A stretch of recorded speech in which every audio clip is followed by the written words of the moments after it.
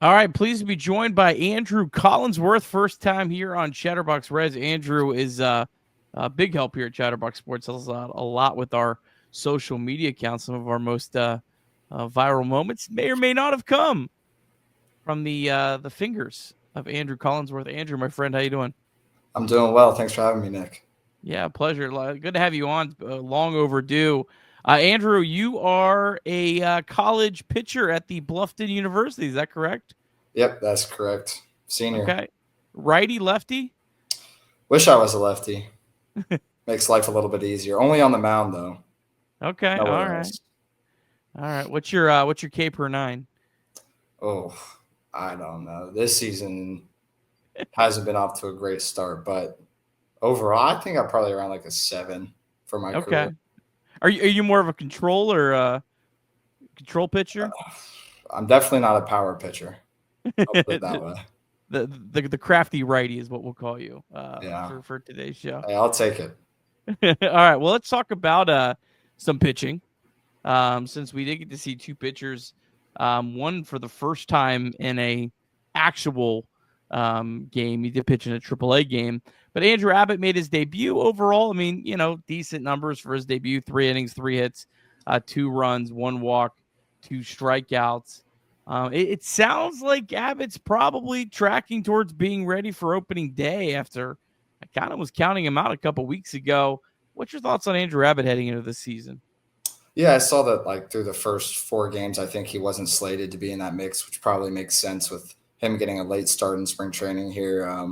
But I think he's a really really good guy at the bottom of the rotation, right? Like he's going to give you the innings that you need. I think the joke is that he's the Chad innings eater, right? So that's what he's going to do, and he's going to give you 6 innings just about every time out. So I think they don't need him to be a top of the rotation guy. They just need him to be exactly who he is. And that's somebody who's going to just go up there and fill up the zone and give you quality innings every time he goes out.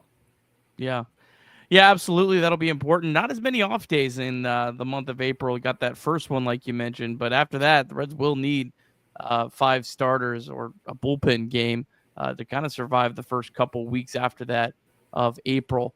Another guy that pitched, Carson Spiers, he threw the ball really well. 5 innings, 1 hit. That 1 hit that he gave up, though, oh, man, you can't do this. You give a home run to Austin Hedges, the worst hitter in baseball, legitimately one of the worst hitters in the history of baseball. I ran some stats last year. He legitimately ranks as one of the worst hitters over the last couple decades. But I mean, other than that one pitch, Carson Spiers threw the ball well. 5 innings in a spring training game.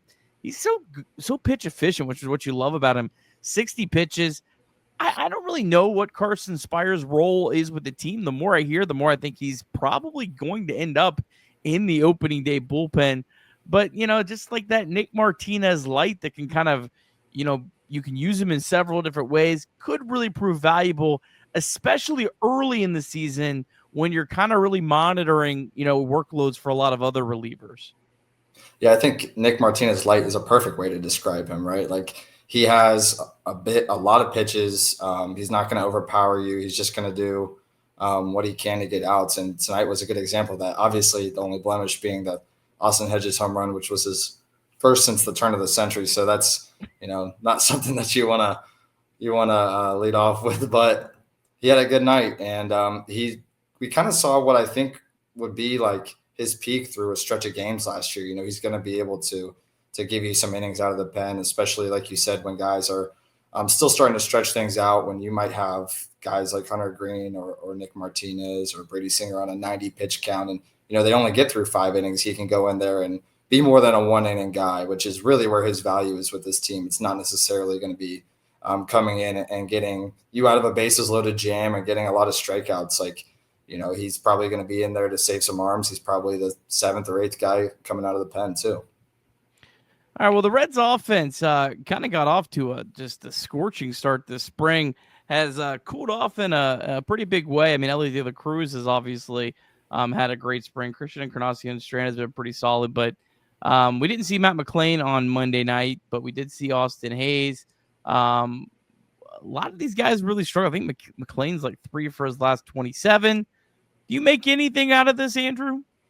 Not in tonight's game necessarily. I obviously like to see guys hit the ball a little bit better, but you got to remember with guys like McLean and even CES for that matter, like they haven't seen live pitching in so long. And CES had the only hit tonight; it was a double, I think, and he's been off to a good start in the spring as well. So I don't really look at it too deep. They're probably going to turn things around by the start of the season. That's typically how it always goes. Whoever can't hit the ball in spring usually goes on a 9 for 15 tear in the first 5 games or whatever. So I'm not too worried about it just yet. If it starts to leak over into the regular season, that's when we can kind of throw up a flag. Yeah, and every guy who is a fringe player that makes the team that hit 450 in spring starts out 0 for his first 20 or something like that. Right. It does seem like that's how it goes. We also want to remind you that you can call or text 988 anytime, day or night. The 988 Suicide and Crisis Lifeline is a place to get support for anything related to mental health. Whether it's an immediate crisis, simply wanting to find out how to connect with care, or anything in between, it's a 100% confidential, secure, and anonymous way to reach out for help when you don't know where else to turn. To connect, call or text 988 or visit mantherapy.org to get help. It's okay not to be okay. Sunday night was a really fascinating. I know we talked a lot about this with Bryce yesterday, but the spring breakout game, I know you, being a college pitcher yourself, you're really excited about a lot of these Reds prospects. Who are some players that stood out to you in the spring breakout game? I mean, obviously, Sal Stewart stands out every time you see him on the field, and he's just skyrocketed up prospect rankings and in the Reds system. So he had a really nice day. I think he might have had 3 hits, but he had that triple there in the first inning. And then I was happy to see Ethan O'Donnell get in there and hit the ball around a little bit too. There's a lot of guys that, you can get excited about in this system. And, maybe they're not a 5-tool player, but they have one really, really exciting tool. And for guys like Luis May and Zach Maxwell, it's their heavy fastball. Luis May is throwing a sinker that's 102, and then Maxwell throws the four seam that has all the induced vertical break at the top of the zone at 102. So between those two guys, they were fun to watch, and it was just a really, really well put on event. I was surprised to see that there weren't many people in the stands. I guess not many prospect lovers down there in Arizona, but that's the way it goes. Not as many sickos as us. I tell you, last year I got to go to the inaugural one in Goodyear. I was actually there in person, and our good friend Greg, who's Reds Daily on Twitter, was with me. And so the Reds played like an actual game, and then the breakout game was right after. The regular game was almost a sellout. Literally 80% of the place left for a second baseball game, which is great for me because I got to go, sit right up behind home plate. But I was shocked. I was like, you come for spring training. Like, I get it. Maybe if it was a regular season game and then there was like a prospect game after that, but like, wild how little attendance there are. But it was very well done. I like that the announcers were very invested in it. It wasn't just 2 guys that they threw on there that were kind of like, oh yeah, this is number 63. He's the number 15 prospect. They actually had done their research.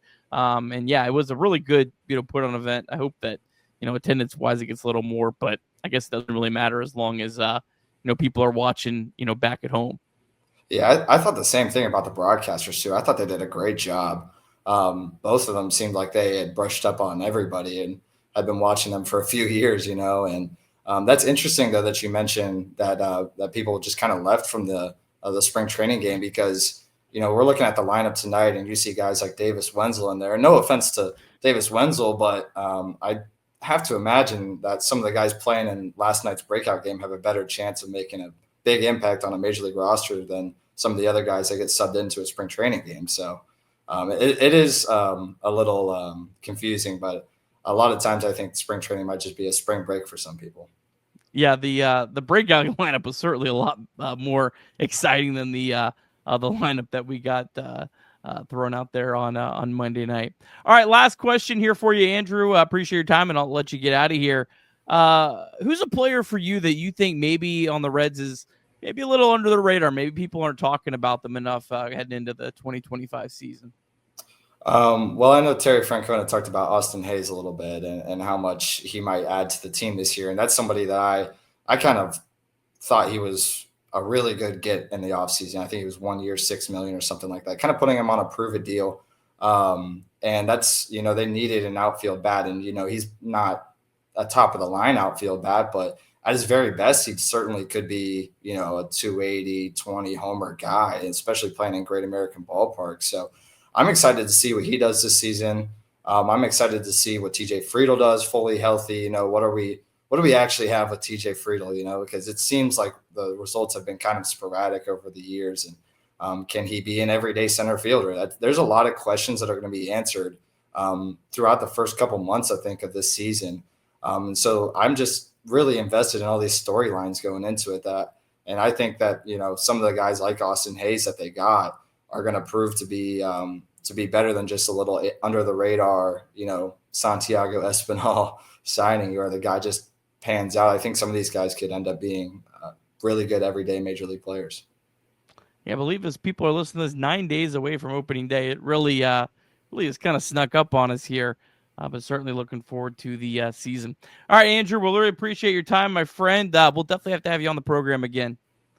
Yeah, thanks for having me.